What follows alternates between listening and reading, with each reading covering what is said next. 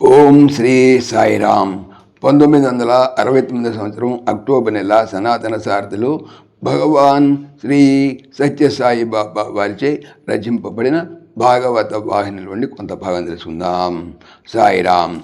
గోపాలుడు గురుడై పురోత్తమ అపూర్వమైన ఇన్ని విద్యలు మాకు నేర్పించినందుకు మేము కూడాను ఇందుకు తగిన కృతజ్ఞత చూపవలసిన ధర్మము లేకపోలేదు కదా. కనుక మేము ఇప్పుడే బయలుదేరి సముద్రంతో పోరాడి తమ పుత్రరత్నము తెచ్చి తమకు అర్పించి దానినే గురుదక్షిణగా భావించి తమకు శిష్యులైనందుకు సాధగనము అందుకుందుముగాక. ఆశీర్వదింపుడు అనుగ్ననుసుకుడు అని బలరామకృష్ణులు పాదములకు నమస్కరించి లేచి నిలిచిరి. వీరు సామాన్య బాలురు కాదనియు తప్పక ఈ కార్యము సాధించి పెట్టగలరనియు పూర్తి విశ్వాసంతో ఉండుటచే సాందీపుడు వీరి తలలను ముద్దాడి ఆశీర్వదించి పంపెను. మహారాజా, గురువాగలను పొంది బలరామకృష్ణులు సాగర సంగమునకు ఉఠాపుటి శని కట్టు నిలచి గంభీర స్వరముతో, సాగర, మా గురువైన సాందీపుని పుత్రరత్నమును మాకు ఇతువా, మా శిక్షకు గురి అగుదవా అని తెలియజెప్పిన తోడనే సముద్రుడు అదిరిపడి బలరామకృష్ణ పాదములు తాకి, స్వామి క్షమింపము, ఇది నా పొరపాటు కాదు. కాలవశమున స్నానము చేయుచున్న బాలుడు కాలు జారి కెరటములకు గురి అయి నా గర్భమునకు లాక్కొని వచ్చినవి. ఎంతలో నాలో ఎంతో కాలం నుండి వాసము చేయుచున్న సంచలనుడనే రాక్షసుడు ఆ బాలుని పొట్ట పెట్టుకొను. ఇది జరిగిన విషయము, తదుపరి మీ ఇష్టము అని ఉన్న సత్యమును సముద్రుడు విన్నవించగా, కృష్ణుడు అయినా సరి అని సముద్ర గర్భమున ప్రవేశించి రాక్షసుడైన పంచజనుని పసిగట్టి వానితో పోరాడి క్షణమున యమునికి అప్పజెప్పి పొట్టను బ్రద్దల చేసి చూడ అందులో గురుపుత్రుడు కనిపించకుండినందున మరింత క్రోధముతో ప్రేగులన్నీ గాలించగా అందులో ఒక శంఖము కనిపించాను. దానిని చేతబట్టి గురుపుత్రుని జాడను తెలుసుకున్నవాళ్ళని నేరుగా యముపురికి వెళ్ళి సమయం అనే నగరం చే అచ్చట రిపుద్వారము నిలిచి తాను సముద్రమున పంచజముని పొట్టను ఈడ్చి తెచ్చినటువంటి శంఖమును ఉదగా పిడుగు వంటి ఆ ధ్వని యముని కన్నముల ఇనుము పోసినట్లు బాధించను.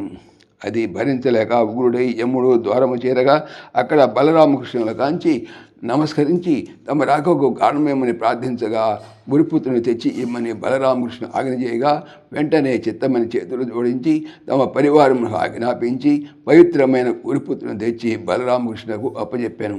వెంటనే బలరామకృష్ణుడు ఆ బాలుని తమతో తోడుకొని వచ్చి గురువైన సాందీపుడికి అప్పచెప్పి ఇది మా గురుదక్షిణగా స్వీకరించమని గోపాలు కోరగా ఆ బాలు చూచిన ఆ తల్లిదండ్రులైన సాందీపుని సతీపతులు ఎంతో ఆనందించిరో తెలుపుతరము కాదు. ఇట్టి మహత్తరమైన కార్యము సాధించి గతించిన గురుపుత్రుని బ్రతికించిన గురువునకు దక్షిణగా ఇచ్చిన ఆ గోపాల శక్తి సామర్థ్యములు సామాన్యమైనవని ఎట్టి మూర్ఖులైనను తలంచరు కదా. సాందీపుడు వీరలు నిజముగా నరనారాయణులని తలంచి విశ్వసించి ఇట్టి వాళ్ళు తమకు శిష్యులైరు కదా, వారలకు తాను గురువైతిని కదా అని తనలో తాను ఉప్పొంగి జన్మ తరించినదని మనసున వాళ్లకు నమస్కరించి ఆనంద భాష్మలతో బలరామకృష్ణులను ఆలింగనము చేసి శిరస్సులను ముత్తాడి వీడ్కోలు జరిపిరి. అంతా బలరామకృష్ణులు కూడాను గురుపత్ని వార్ల వద్ద సెలవు తీసుకొని రథము ఎక్కి మధురాపురము చేరుకొనిరి. గురువునకు చేసిన ఉపకార మహత్యమును విని మధురాపురవాసులు కృష్ణుని కొనియాడి అత్యంత ఆనందము పొందిరి. ఇటు గోపాల విద్యా విధానములో నీతులు విధేయతల బాలులకు ఎంతటి మార్గదర్శకములు, పెద్దలకు ఎంత ఆనందదాయకములో యోచించుడు రాజా. గోపాలుడు ప్రతి పని అందును ఒక అంతరార్థమును లోకనమును బోధించుచుండేందురు. అది మందమతులైన మానవులు తెలుసుకోలేక పెడర్థములు కలిగింతురు. చేపకు ఈత నేర్పువారు లోకమునందు ఉందురా, అట్లనే దైవమునకు విద్య నేర్పువారు ఉందిరా. లేకపోయినను దైవమునకు సర్వ విద్యలు పట్టలోనివైనను గురువును పొందవలసినటువంటి విధానమును, గురు రుణమును తీర్చవలసిన విధానమును, విద్య యొక్క వినయ సంపదను ఏ రీతిగా అనుభవించవలనేటువంటి పాఠము ఈనాటి విద్యార్థులకు నేర్పటకే తాను విద్యార్థుల ప్రతినిధిగా నటించి ఆచరించి ఆదర్శం అందించెను.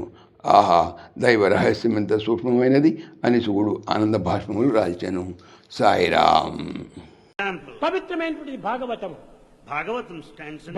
చెప్పేది ఏమిటి? బాగా అవుతాము అనే సమస్తలోకాః సుఖినో భవంతు, సమస్తలోకాః సుఖినో భవంతు, సమస్తలోకాః సుఖినో భవంతు.